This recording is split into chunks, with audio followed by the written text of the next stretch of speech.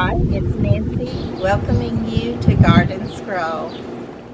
So it rolls around pretty quickly, but it's Thursday, which is the day that I change out all the water in my plants. And today, I'll cut all of these off of these. As you can tell, this one right here is just a goner all the way, even though it has some good root. It's just it's gone. I'll throw that one away. But these, they had some pieces on them that were rotten. As you can tell how these stems are bad, and I cut that part off, the part where the stem is bad, and then I'll throw this part away. But the bottom part of the stem was still good, so I put it back down in the water, and I'm hoping that these will go ahead and keep going. I keep telling my little plants that they don't have much longer to go now before they'll get outside and they can really shine. So today's post is going to be just a little bit different, but first I wanted to say that yesterday when we woke up, we had snow that just covered the grass. It wasn't a deep snow, but just a light dusting of snow on the grass. And then today it's like 57 degrees outside, but it is still cold. It's pretty, the chill is kind of icy when it goes through you. It's not really pretty yet, but even though it doesn't feel like it yet, spring is not that far away. So, but today I was going to go back to the time when I had my website going, and I was looking through some of the notes that I had made. And one of them, this one, is from January the 29th, 2017, and I named it Times, and a Half Time. Since we've been talking about times, I thought this would be, or time, I thought this would be appropriate. And I just got through finishing doing my little rootings, and the first thing I put on here was the rootings in the windowsills are anxiously awaiting the time they can be planted in the garden. I woke up this morning thinking about time. Is it time to get up? I also had an enjoyable 2 days with my husband doing some errands, chores, and visiting. However, I've been feeling stressed and in need of some quiet time. I looked up at a collection of pictures on my bedroom wall and remembered the times I had put each picture on the inside of my locker door at the factory where I worked for 38 years' time. I married in a time when most girls married after working for a time and then quit to be a wife and a homemaker.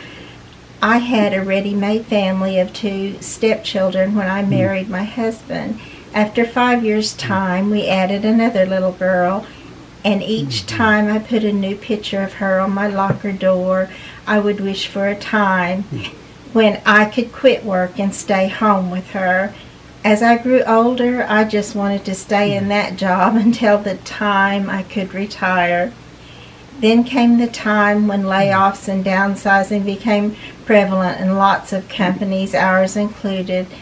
The time I was laid off has come and gone. There was a time I took the pictures of my baby girl off my locker and put them in a circle of 12 around a center picture of her, making the picture of the young girl I was admiring this morning as I made the metamorphosis from sleep to a state of being totally awake. This process can take some time for me.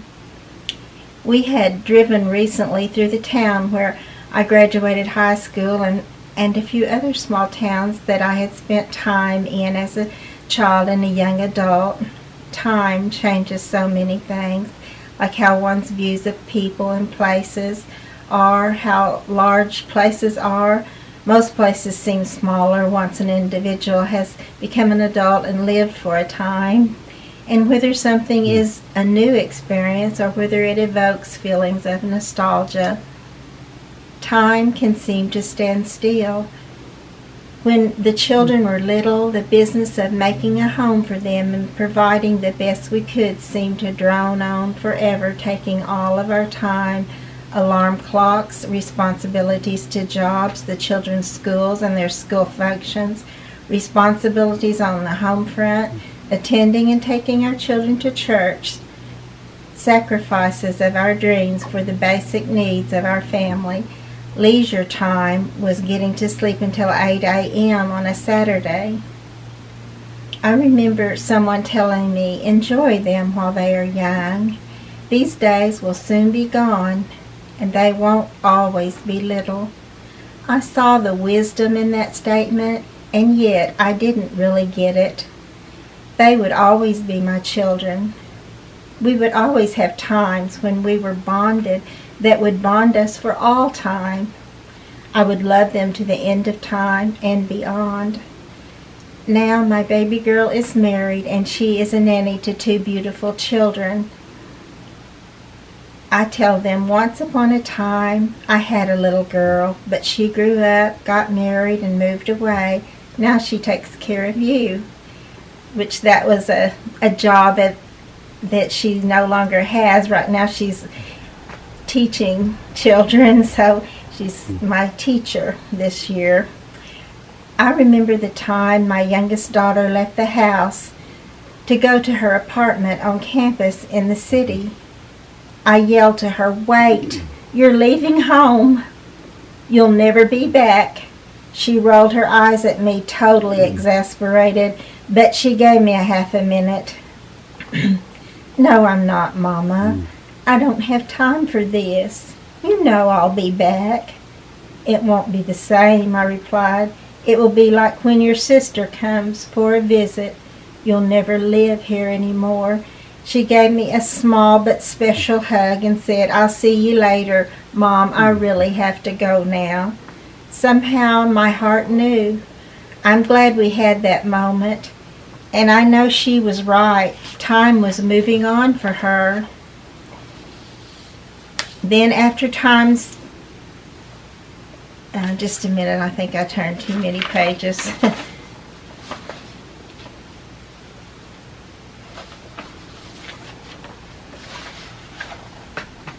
So time was moving on for her. No, I didn't. That's right. Okay, here we go again. Then after time stands still for so long, all of a sudden, it can change everything. Time can throw a person for a loop.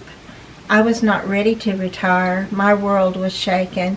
It still has not settled. My husband worked longer than he planned to help compensate, but he's now considering retiring. I am so excited about him being with me more, but we are both a little shaky, wondering how we're going to do this. But we both want to have some time while we still have some health. I thought of the words in Scripture mentioning time, times, and a half time. And I've got here Ecclesiastes 3:2, a time to be born and a time to die, which is one of the things I've already talked about just recently. But I thought of how something you wait for, perhaps with longing, when it comes as a surprise. I was not ready, was not realizing my time living with my youngest daughter was over until the moment it happened. She didn't realize I was right until she left college to live and work in the same state as her boyfriend, who later became her husband. I was not ready to lose my job and all the repercussions that followed. Most people at the time of their death have other plans and dreams to fulfill.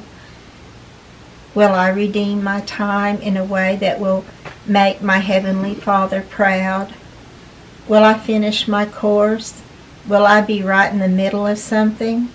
Will my loved ones carry on our love and traditions, our faith? King James Version of the Bible, 1 Peter 1:17. And if you call on the Father, who without respect of persons judgeth according to every man's work, pass the time of your sojourning here in fear. In Daniel 12:7, and I heard the man clothed in linen, which was upon the waters of the river, when he held up his right hand and his left hand unto heaven, and sware by him that liveth for ever, that it shall be for a time, times and a half. And when he shall have accomplished to scatter the power of the holy people, all these things shall be finished. In Revelations 12 and 14, and to the woman were given 2 wings of a great eagle, that she might fly into the wilderness, into her place where she is nourished for a time, times and a half time from the face of the serpent. I asked my husband what time, times and a half time means in the Bible. He said that time represents a year, times means 2 years, and a half time means half of a year. In other words, 3.5 years. Most Christians believe that represents the 3.5 years after the rapture, that Satan will become a worldwide ruler. I have been taught that is the time when the only way a person can be saved to enter into heaven is by way of dying for their belief in Jesus Christ. Revelations 20 and 4. And I saw thrones, and they sat upon them, and judgment was given unto them. And I saw the souls of them that were beheaded for the witness of Jesus and for the word of God, and which had not worshipped the beast, neither his image, neither had received his mark upon their foreheads or in their hands, and they lived and reigned with Christ 1,000 years. Daniel 7 and 25.